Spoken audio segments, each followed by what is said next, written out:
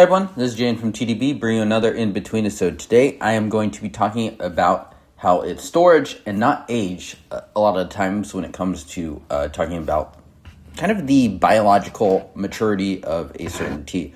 So when we're talking about this tea is a 2016 Yiwu sent to me by Colin. Thank you, Colin. And this is a tea that is younger than just about every pour that I drink. But due to its not very dry storage, it presents as much darker.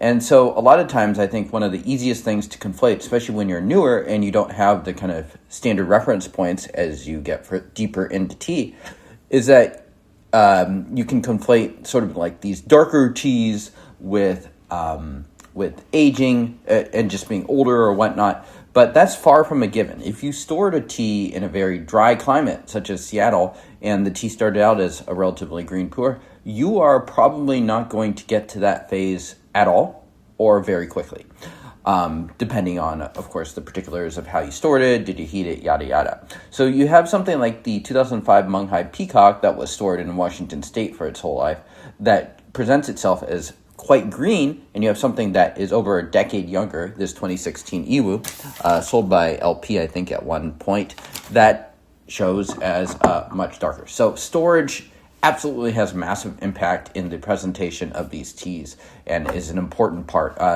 one of the most important ingredients when it comes to pour. So yeah, we're going to brew up this Yiwu. And it's important to remember that this is really kind of this traditional storage, and I don't know specifically how this tea was stored or not, but these kind of more dankly stored teas, that is how pu'er was traditionally consumed for a while. So there's nothing really novel or new necessarily about it. It was basically consumed this way by kind of the Cantonese audience in Hong Kong and around Hong Kong, or kind of by ethnic minorities, so things like the Tibetans or whatnot. So yeah, you see this is 2016. So look how dark that is, and you saw how short I brewed that for. So really, in this case, it really is about the storage. And that's why you can have a place like Yeon, who could store a tea kind of traditionally in their environment, and keeping in mind they don't store all their teas in the same way, and you could get a very, very dark brew in not very long, just a few years, potentially. And that is really kind of how tea was stored before kind of ripe came along and whatnot. So look how short I'm brewing it, and look how dark that liqueur is. And this is a raw tea. So really goes to show you that in a lot of cases, it is really about the storage and not necessarily about the age. The age can certainly contribute, but the storage is often the determining factor. The fact that this could be so much darker than, a more dryly stored tea. So we will taste the tea, even though that's not necessarily the point of this, but you can tell just from how this is brewing out that it is dark. And yeah, we could smell the sort of like wet wood, somewhat dank notes coming off of this. It's nice. I like these sorts of teas. For me, at least, they tend to be very casual. Sort of a decent replacement, a somewhat more interesting replacement to ripe, for instance.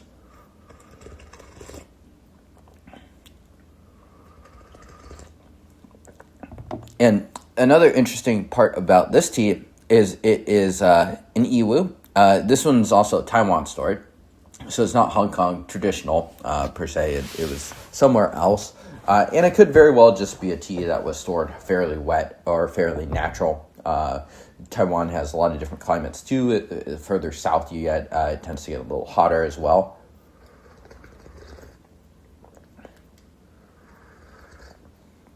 Yeah, it's like straight wood, very smooth. Talked about a 2016 tea, and I don't mind drinking this at all. Yeah, this is perfectly fine. Yet, just a hint of that Yiwu aftertaste. This has a little bit of that mismatch going, where we have kind of the dinker storage in Yiwu. Would not recommend storing very fancy tea in this way.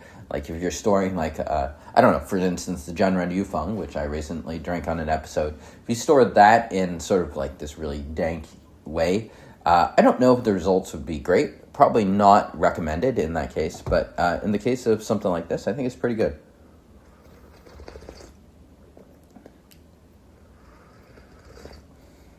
Maybe even getting a bit of that camphor here. camphor. Yeah, it's nice. Yeah, very foresty. Something like this would be a very ideal work stipper. So I don't necessarily have too much to say about this. This is a bit of a mini episode. Just talking about how oftentimes when we talk about this, it's storage and not the age. It's interesting also to see how attitudes towards storage have changed. We are talking now in 2026, so it looks a fair bit different than it did decades ago. But the norm used to be the Hong Kong traditional, and things changed throughout time. Dry storage really picked up in the early 2000s, especially late 90s as well. And now it's really kind of the dominant form of how pu'er is stored, and it's also had trickle-down effects in terms of how pu'er is made, too. There's less pu'er that is kind of capable of undergoing that traditional storage environment. So it's interesting to sort of reflect back on how tea has changed and the different approaches towards storage have changed, as well as kind of just the quality and the type of tea that is made raw these days.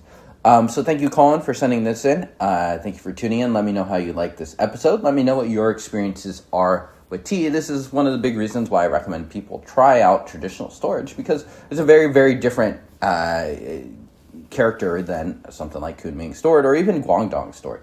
True traditional storage is definitely a beast to its own. So thank you all for tuning in. I will see you all next time. Cheers.